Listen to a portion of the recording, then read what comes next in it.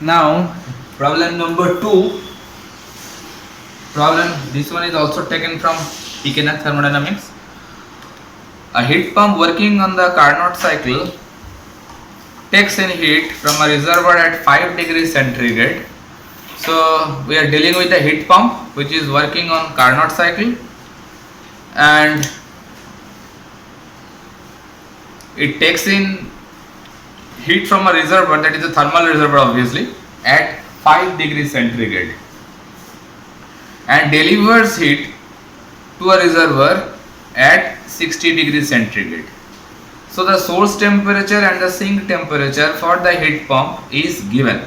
Okay, 5 degrees centigrade is the source from where it extract the heat or absorb the heat, and then it delivers to a reservoir at 60 degrees centigrade. So that is the sink. The heat pump is driven by a reversible heat engine. Now it is also a kind of combined cycle. So heat pump and heat engine both are combined together. So the work done by the heat engine will be utilized to run the heat pump. Okay.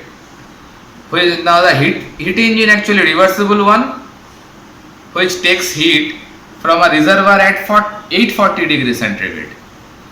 So that is the source temperature of for heat engine, 840 degrees centigrade, and rejects heat to a reservoir at 60 degrees centigrade.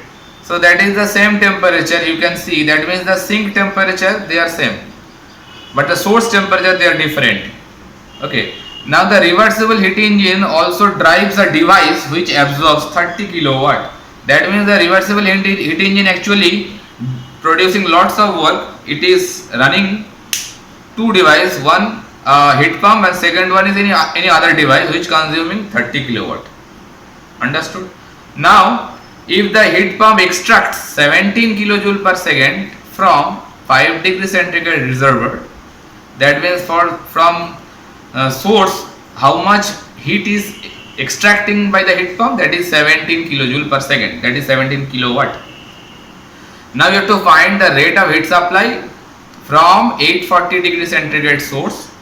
That means the heat engine, how much heat is supplied to the heat engine, that is to be find out, and the rate of heat rejection to 60 degree centigrade sink. That means to the common sink actually is there. To the common sink, how much total amount of heat is rejected by both heat pump and heat engine. These two things we have to find out. Now the problem statement is a straightforward one. If we plot it or if you show it by a block diagram, it will look like this. Suppose this is the source for heat pump, 5 degrees centigrade I have written. From source, some amount of heat coming to the heat pump, that means extracting by the heat pump. The heat amount is given 17 kilojoule per second and I name it by Q2. Now that heat pump is delivering rejecting some amount of heat, that is I have written Q1 to the sink, and the sink temperature is also given 60 degrees centigrade. That is the part of heat pump, and obviously it needs some work to drive it. So that work which is supplied to the heat pump I have written by W1. Coming to the heat engine part, heat engine is working with a source of 840 degrees centigrade. From 840 degree centigrade source, the heat is coming to the heat engine. I have named it by Q3, and heat engine rejecting or some amount of heat, I named it by Q4. Obviously, some work will be produced by heat engine. I named it by capital W. So W basically is getting branched. One is W1, one is W2. The W2 is given for any other kind of device, and it consuming 30 kilowatt is given. So both of these are source, and this one is a common sink for heat pump and heat engine.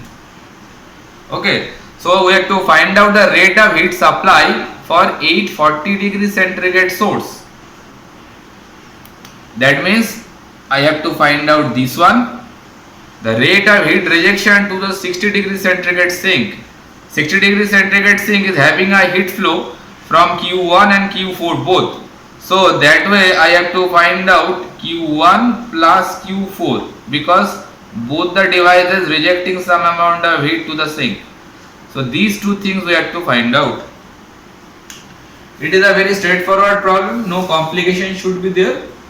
Okay, so what are the information available to us? We have to proceed with that things like COP. First go with the heat pump. First we are going with the heat pump. Okay. So what are the information is available for heat pump? That is the source temperatures. Source temperature, if I name it by T1, that is 5 degrees centigrade. Then T2 is also known to us, that is 60 degrees centigrade. Source and sink both temperatures given, and Q2 it is also given 17 kilojoule per second. It is also given to us. So that COP of heat pump I can write like 1 in terms of heat. I can write that Q1 in terms of the desired effect is this one, Q1 minus divided by Q1 minus Q2, as well as I can write in terms of temperature also, that is T1 by T1 minus T2, that we know very well. So now in this regard T1 and T2 both are available to us. So from there, if you use this particular relation, from there you can easily find out the value of COP of heat pump. Obviously temperature should be taken in Kelvin. So T1 is 5 degrees centigrade. Wait, T1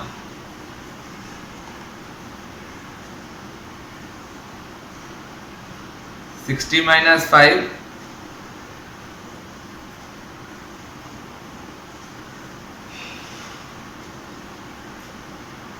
then if I name it by this one is Q1, so that thing should be replaced by T1. Then I have to maintain the equality, na. If you mention it Q2, then that 5 degrees centigrade should be named by T2, otherwise it will be very problematic. Okay, so Q2 belongs with T2 and Q1 deals with T1. So now put the value of T1. T1 is 60 degrees centigrade. So place it with a Kelvin scale. So 273 plus 60 should be there. And it's a temperature difference. So temperature difference in Kelvin or centigrade both are same actually. So no need to add 273 over here because it is a temperature difference. So 60 minus 5 mean the same thing. So if you calculate it, it will come near around 6. Okay, so COP is 6 now. Obviously every time COP of heat pump and COP of refrigerant must be greater than 1, mind you. Now COP is available to us. Now use this particular relation. From here you can see that Q2 is available for us. Now if we continue that particular equation, Q1 is unknown for us. Q2 is 17 kilojoule per second. So 17 kilowatt actually. Use it this relation and find Q1 from there. So Q1 will come in 20.37 kilowatt. Okay, so Q1 is available for us. Q2 is also available. Now again I can write COP of heat pump. I can write like this also, that Q1 by W1, what amount of heat it is work done, Q1 minus Q2 is nothing but equal to W1. So that relation also can be used. W1 is the heat work input to the heat pump. The W1 is nothing but Q1 minus Q2. So that way I can use this particular relation also. Q1 is known to us. So W1 you can find out from there. W1 it will come out 3.37 kilowatt. See, Q1 is known to us, W1 is also known to us now. Okay, so the heat engine now producing to W, and W now coming with heat engine. Okay, now heat engine, for heat engine basically I can see that W is nothing but a summation of W1 to W2. Now W1 is now available for us and W2 previously known. So basically 30 plus 3.37, that way it is giving 33.37 kilowatt. That is the work output of the heat engine. Okay, now again I can write for heat engine the thermal efficiency if I try to find out for heat engine, then I can find out, write down that W net work done divided by the what amount of heat is supplied, that is the Q3. Okay, and as well as I can write that same expression in terms of temperature also. In terms of temperature, if I write it, then 840 degrees centigrade minus 60 degrees centigrade, 840 degrees centigrade minus 60 degrees centigrade divided by what amount of temperature of the source, that is the 840 degrees centigrade. So obviously 840 degrees centigrade should be added with 273 because Kelvin should be taken in account. So from there you can find the thermal efficiency will come 0.7. From where it is coming, I think you people are quite well aware of that. It is nothing but T1 minus T2 by T1. That is the temperature difference, source to sink divided by source. Okay, that expression already we have used several times. So here T1 and T2, these T1 and T2 and these T1 and T2 not at all same. Okay. That 60 degree centigrade sink temperature, it is very same for both the device, but 5 degree centigrade is not same. Okay, mind it. So that way the W net is also can be written in terms of heat also.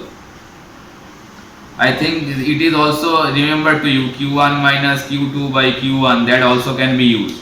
So this one, that one and this one, these three relation, any one of them you can use according to our available data.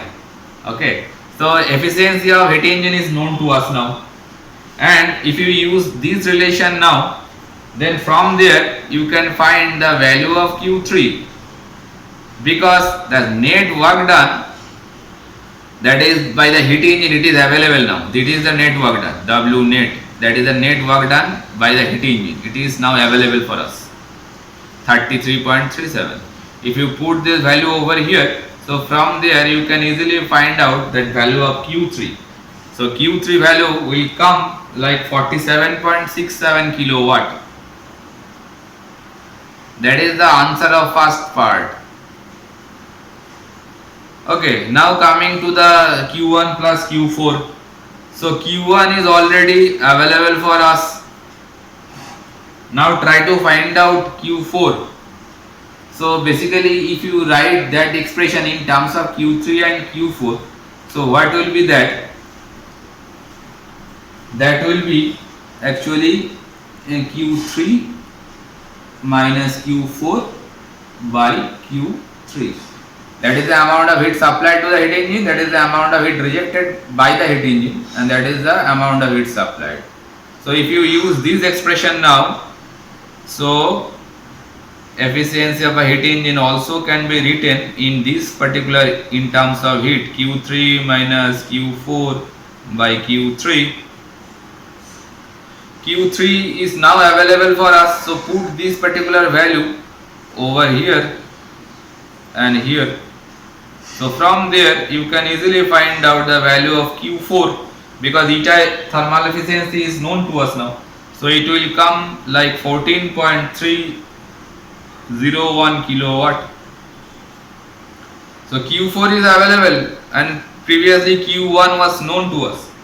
So now Q1 plus Q4 easily you can find out 20.37 plus 14.301. It will give you some 34.67 kilowatt. That is the answer of second part. That is the amount of total heat rejected to the sink, 60 degrees centigrade. That is the amount of total heat rejected, Q1 plus Q4. I think it is clear to you. If it is not clear, then